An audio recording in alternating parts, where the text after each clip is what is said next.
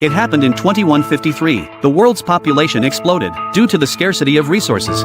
Wars broke out frequently between countries. Humans had no choice but to turn their gaze to the universe. Finally, a few years later, probes discovered a suitable planet. It was named Stani. Its environment was almost identical to Earth's, and it had even developed its own ecosystem. When Earth's resources were depleted, a spaceship named Elysian set off for Stanii, carrying 60,000 immigrants. They embarked on a journey that would last over a century. All passengers entered hibernation. During this time, the crew was divided into teams of 3, taking turns to operate the spacecraft. After an unknown period of time, a crew member awoke from hibernation. Due to the side effects of prolonged hibernation, he couldn't remember where he was, nor did he recall his identity, until he saw the name on the hibernation pod. He realized his name was Paul. He slowly regained some of his memories.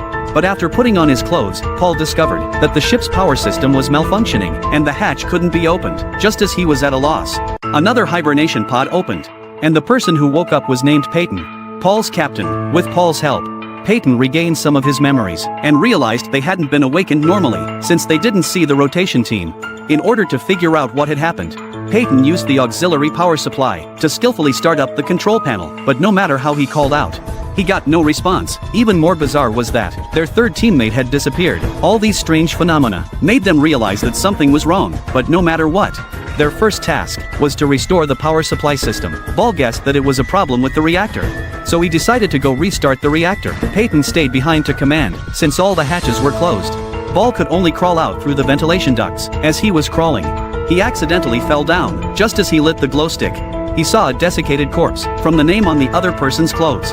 He was the missing teammate. An accident had occurred while he was crawling out. Paul dared not linger too long. He pulled open the panel below the duct, and successfully made it outside. He shone his flashlight around, and suddenly heard an unusual noise. He went to investigate, and saw a woman prying open a door. Upon seeing Paul, the woman fled in panic. By the time Paul caught up, he saw a figure standing in the middle of the corridor. He tried to communicate with the person, but received no response. Upon approaching, he discovered it was a corpse, dead in a gruesome manner. It was suspended by a steel cable. It seemed to be a trap set by someone else. Just then, the woman suddenly attacked Bauer from behind, facing the blade at his neck. Bauer identified himself as a crew member, but the woman ignored him. She searched his body, and made him take off his shoes. As Bauer was about to take off his shoes, the woman looked up ahead. It seemed that something was approaching. When he turned back, the woman behind him was gone, accompanied by a terrifying scream. The corpse behind him was dragged up, and a figure was devouring it. Bear turned and ran, finding a room to hide in. He carefully observed from the shadows, finally seeing the creature's face. What were these monsters? Why were they on the spaceship? What was going on?